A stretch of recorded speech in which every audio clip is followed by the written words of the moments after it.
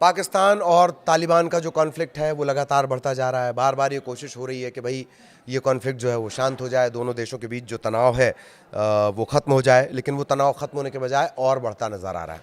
अब इसमें नया अपडेट क्या आया? तुर्की और ईरान अब अफगानिस्तान और पाकिस्तान के बीच बढ़ते तनाव को कूटनीतिक तरीके से सुलझाने की कोशिश में लगे हैं। तुर्की के जो राष्ट्रपति हैं एर्दोगन, वो 10 सूत्रीय शांति फार्मूला पेश कर रहे हैं। एक ट्रंप है, उन्होंने 20 का एक फार्मूला निकाला था हमास और मतलब फ़लस्तीन और इजराइल के बीच 20 सूत्रीय फार्मूला था। एर्दोगन 10 सूत्रीय फार्मूला लेकर आए, शांति फार्मूला। ये वो पेश कर रहे हैं, दोनों देशों को बातचीत से समाधान निकालने की अंतिम चेतावनी वो दे रहे हैं। ईरान ने कहा है कि वो भी इस वार्ता में रचनात्मक भूमिका निभाने को तैयार है। अफगानिस्तान और पाकिस्तान के बीच बढ़ते तनाव को लेकर तुर्की और ईरान कोशिश कर रहे हैं कि कूटनीतिक तरीके से मामला सॉल्व हो जाए। तुर्की के जो राष्ट्रपति हैं रेसिप तैयप एर्दोगन, उन्होंने इस्लामाबाद और काबुल को अंतिम चेतावनी दी है कि अगर दोनों देश बातचीत से मसला नहीं सुलझाते हैं तो स्थिति बड़ी जंग में बदल सकती है। तुर्की 10 सूत्रीय शांति फार्मूला लेकर आ रहा है, इससे पाकिस्तान और अफगानिस्तान दोनों के सामने रखा जाएगा। इस बीच ईरान ने भी अपना कूटनीतिक दांव चल दिया है। विदेश मंत्री हैं सैयद अब्बास अरागची और जो अफगानिस्तान के कार्यवाहक विदेश मंत्री हैं मौलवी आमिर खान मुत्ताकी, इनके बीच टेलीफोन पर एक बातचीत हुई है। इस बातचीत में दोनों ने इस्लामाबाद और काबुल के बीच शांति वार्ता आगे बढ़ाने पर जोर दिया है। दोनों देशों ने इस बात पर सहमति जताई है कि तुर्की और ईरान क्षेत्रीय स्थिरता के लिए एक साझा मध्यस्थता की भूमिका निभा सकते हैं। तुर्की के राष्ट्रपति एर्दोगन कह रहे हैं कि उनके विदेश मंत्री, रक्षा मंत्री और खुफिया प्रमुख इस हफ्ते पाकिस्तान जाने वाले हैं। ये यात्रा अफगानिस्तान और पाकिस्तान के बीच जो रुक रुक कर होने वाली युद्ध विराम वार्ताएं हैं उनको पटरी पर लाने के लिए की जा रही है।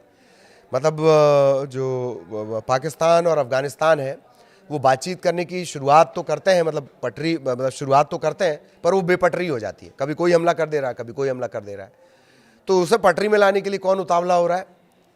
तुर्की और ईरान।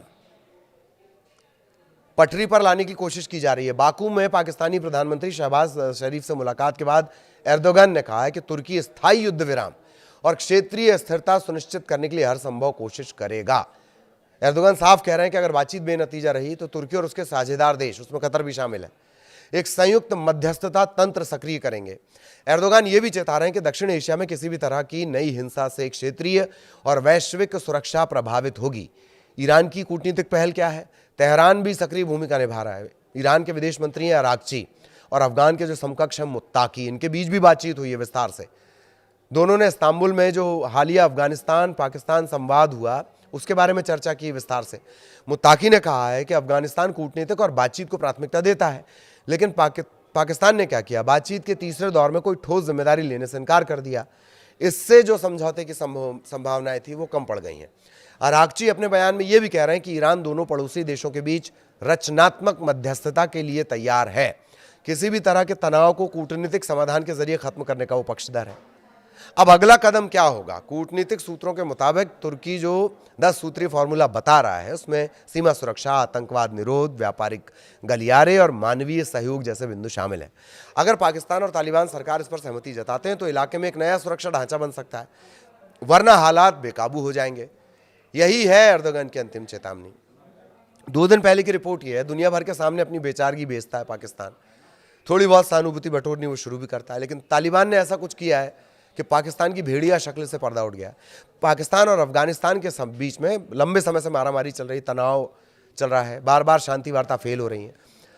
तो हर बार शहबाज का जो देश है पाकिस्तान, वो तालिबान पर ठीकरा फोड़ रहा था, लेकिन हाल ही में पाकिस्तान ने अफगानिस्तान पर अटैक करके अपने पैर पर कुल्हाड़ी मार ली है। दिलचस्प बात यह है कि तालिबान ऐसे वक्त में दया का देवता बनकर उभरा है और पाकिस्तान ने खुद अपना भेड़िया चेहरा खोल दिया है। 6 नवंबर को दोनों देशों के बीच शांति वार्ता होने की उम्मीद थी, लेकिन उसी दिन पाकिस्तान ने अफगानिस्तान पर बम दागकर सीज फायर का उल्लंघन कर दिया। यह करतूत शहबाज के देश ने तब की है जब तुर्की के इस्तांबुल में देशों के प्रतिनिधिमंडल की बैठक शुरू होने वाली थी, जो अभी हमने आपको जिसका अपडेट दिया। पाकिस्तान ने अपना चेहरा दिखाते हुए अफगानिस्तान के उन इलाकों को निशाना बनाया है जहां पर कोई सैनिक नहीं होता है, आम नागरिक मौजूद होते हैं।